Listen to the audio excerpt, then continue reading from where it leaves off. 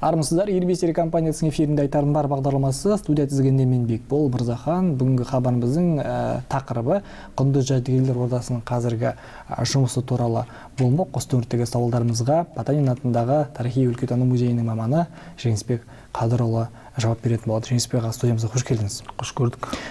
Жалпы ең бірінші сұрақ бұл бізде жалпы өзім жаңа айтып жатырмын ғой, құнды жәдігерлер ордасының қазіргі жұмысы деп, Потанин атындағы музей енді бұл сөзім жаңсақ емес, облысымыздағы ең ірі музейдің бірінші орында десек те артық емес. Жалпы осы ең біздің беткеұстар ірі музейімізде қандай жобалар жүзеге асырып жатыр? Енді Потанин атындағы Павлодар облыстық тарихи-өлкетану музейі жыл басынан бері жалпы жоспарда бекітілген іс-шара бойынша жұмыстарын жүргізіп келеді. Соның ішінде ірі үлкен наурыз мерекелерінде, мамыр айындағы халықаралық музей түнінде, сондай-ақ қуғын-сүргін күні, құрбандарын еске алу күніне және де өзіміздің мемлекеттік рәміздер күнімізге Қазақстан Конституциясының бекітілген күндеріне байланысты көптеген ірі шаралар өткізіліп келеді. Сондай-ақ өзіміздің еліміздің түкпір-түкпірлерінен көрмелер ұйымдастырылып отырады. Соның бірі мынау Шығыс Қазақстаннан Қазақстан динозаврлары деген көрме ұйымдастырылды. Ол Потанин музейіндегі, тарихи-өлкетану музейіндегі шағын көрме залы бар. Сол залға орналастырылып, салтанатты ашылуы өтіп, және де осы жергілікті тұрғындар менен оқушыларды сол ежелгі динозаврлармен таныстыру мүмкіндіктері туып отыр. Енді әрбір филиалдары Потанин музейінің өздерінің жоспарларына сай іс-шараларын атқаруда. Енді жалпы мынау Астана қаласында өткен Алтын Орда дала өркениетіне біздің музейімізден 13-14 ғасырлардағы табылған күміс бас киімнің бірі Бокка бас киімі сонда тамашалауға ұсынылды. Және де 25-28 маусым аралығында өткен креативті индустрия өндірісінің жобасы бойынша біздің осы Павлодар өңірінен ірі жобалар, соның ішінде өздерінің авторлық жобаларын бренд ретінде ұсынып, сол Астана халқына тарту етті. Ол енді жалпы IT маманы бар ішінде, және де оның ішінде қолөнер шеберлері бар, өздерінің көз майын тауысып, арнайы өздерінің қиял ғажайып туындысы арқылы істеген бұйымдардың барлығы сол көрмеге қойылып таныстырылды. Халық оған дән риза. Жалпысы біздің осы Павлодар Ертісбаян өңіріндегі қолөнер шеберлерінің қазір ахуалдары көтеріліп келеді. Себебі оған осы мәдениет басқармасы және де музей барлығы қолдау көрсетуде. Енді сол көрмеге де біздің музейлерден құнды жәдігерлер көрмеге қойылды, ұсынылды, таныстырылды деген сияқты. Енді жалпысы біз қазақ аналары дәстүрге жол республика қоғамдық бірлестігімен бірге жұмыс істейміз. Онда оның қатарында көптеген аналарымыздың өздерінің туындысы, қолөнер шеберлері жайында көрмелер жиі ұйымдастырылып, іс-шара ретінде өткізіліп тұрады. Мінекей осындай ірі шаралар және де мерейтой иелерінің іс-шаралары қалыс қалмайды. Барлығы жоспарға сай өткізіліп келеді. Керемет. Жеңісбек мырза, жалпы енді ел президенті Қасым-Жомарт Кемелұлы-Тоқаев биыл жылда цифрлық технологиялар жылы, атап айтқан кезде жасанды интеллект жыл деп жариялады ғой. Бұл тарапта жалпы заманауи әдістерді қолдануда Потанин музейінде қандай жұмыстар жасалып жатыр? Енді заманауи жобаларға байланысты жаңағы QR-код дейміз ғой. Сол арқылы мысалы біздің музейімізде тұрған жәдігерлерді телефон арқылы көріп, мүмкіндігінше таныса алады. Енді ол заманға сай біздің музейімізде күнделікті даму үстінде.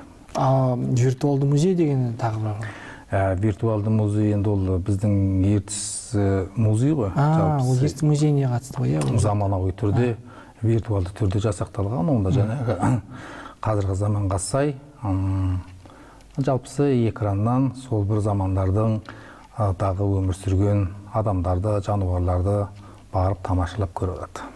Керемет.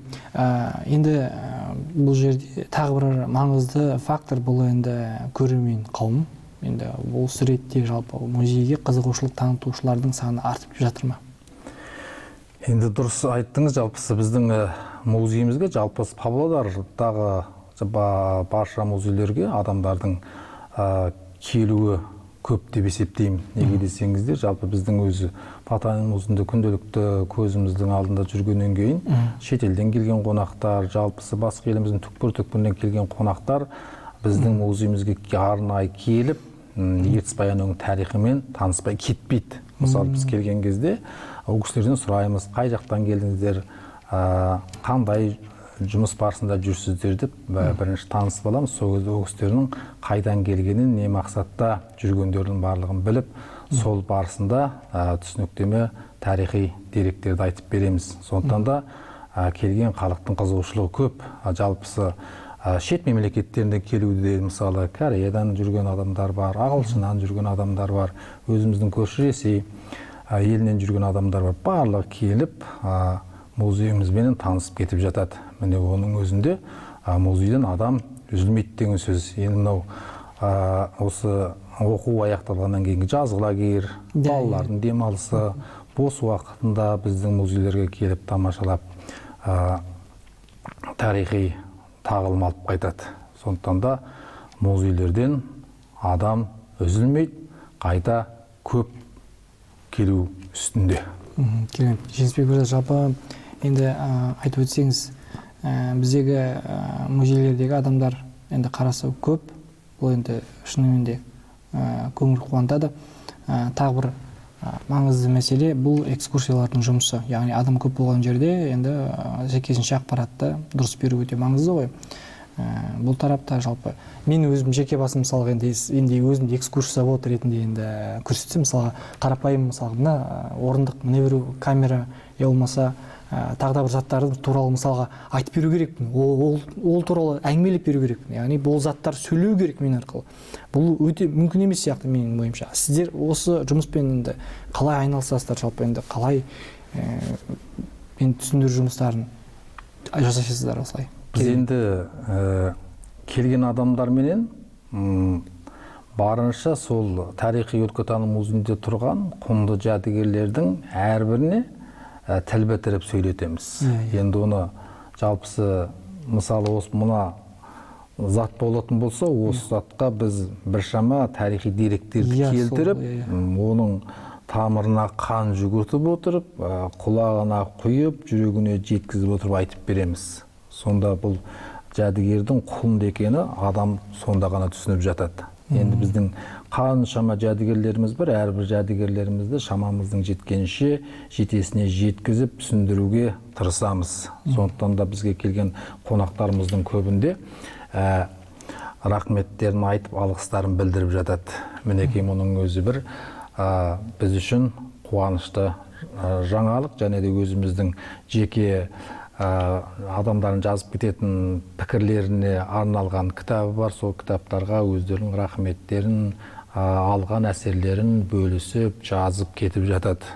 Енді сондықтан да біздің экскурсоводтардың жұмыстары күрделі, дегенмен де сол адамға жеткізіп айтып беру жалпысы міндетіміз болып саналады. Сондықтан да біздің Ертіс өңіріндегі тарихи өңірлерді білу арқылы ол кісілердің қайда бару керек екендігіне жолда сілтеп жіберіп жатамыз. Мінекей сондықтан да біздің өзі Ертіс Баян өңірінің тарихы тереңді ғой. Жалпысы әрбір өңірлердің өзіне тән тарихтары бар, өзіне тән қасиетті киелі жерлері бар, өзіне тән жәнегі қасиетті мемлекеттік деңгейде қорғалған табиғи парктері бар деген сияқты. Сондағы жан-жануарлар болсын, жалпысы қандай бір өңірлерден қандай заттардың табылғандығы жайлы біз кеңінен, тереңнен түсіндіріп, айтып беріп, алғыстарын алып отырамыз. Керемет. Жалпы Жеңісбек мырза, соңғы сұраққа жауап беріп өтсеңіз, осы тарихи мәліметтерді айтудың өзі жаңағыда өзің айтып отырсыз, қиын деп, иә? Енді әр адамның талғамы әртүрлі ғой. мысалға біреу үшін сіздердің экспозицияларыңыздағы бір жәдігер қатты әсер қалдырса, басқа жандар үшін тағы да басқалар деген сияқты. Жалпы енді өзіңіз үшін қарапайым тұрғын ретінде осы сіздердің музейлеріңіздегі сіз үшін ең әсерлі, ең құнды жәдігер қайсысы? Енді сол жәдігер құнды деп айтып беру мүмкін емес. Жалпысы біздің өзіміздің тарих-өлкетану музейімізде тұрған, басқа музейлерде тұрған тарихтардың барлығын құнды деп айтар едім. Мен оны бөліп жаратын ештеңесі жоқ. Әрбір ерекше әсер қалдырған дейікші. Тарихтың жалпысы енді әрбір келген адамға әрбір жәдігер әртүрлі әсер қалдырады.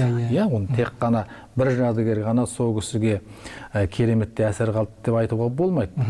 Кейбір адамдар мысалы барлық айтқан тарихи нұсқадан әсер алып шығады. Кейбір адамдар мысалы бір кереметтей бір құнды жәдігерлерден әсер алып шығады. Сондықтан да мен ана жәдігер мықты, мына жәдігер мықты деп бөліп айта алмаймын. Сондықтан да әрбір жәдігер өзі келген адамның жүрегінде әсерін қалдыратыны сөзсіз.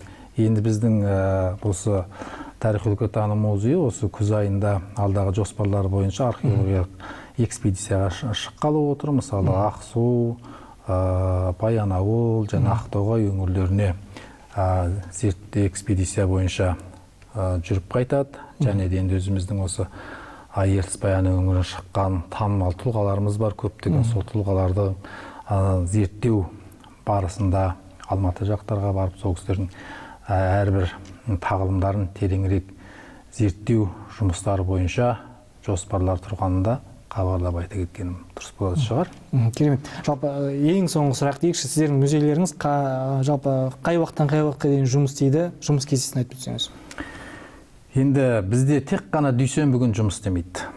Дүйсенбі күні жаңағы көрме залы экспозициямыз жұмыс істемейді. Қалған күндердің барлығында сағат 10-нан кешкі 6-ға дейін үздіксіз, емін-еркін, түскі ассыз, емін-еркін келген адамдарға жұмыс істей береді. Есігіміз ашық. Керемет. Жеңісбек мырза, біздің студиямызға арнайы келіп қойған сұрақтарға жауап бергеніңізге алғысымызды білдіремін. Жалпы барша Елбестерин компаниясының ұжымы атынан сіздің өткен туған күніңізбен де шын жүректен құттықтаймыз. Әлбетте сіздер сияқты экскурсоводтарымыз, жалпы экскурсоводтар емес, жалпы осы музейдегі мамандар қатары толыға берсін деп айтқым келеді. Яғни сіздер сияқты мамандар шынымен де біз үшін өте ауадай қажет, керек.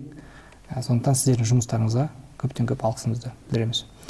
Қымбатты көрермендер, айтарым бар бағдарламасы осымен тәмам. Әр сейсенбі мен бейсенбі аралығында кешкі 19:00-да өзекті тақырыптар бірге талқылайық. Айтарларыңыз бар болса хабарласыңыздар. Нөміріміз 55 76 40. Амандықта жүздескенше.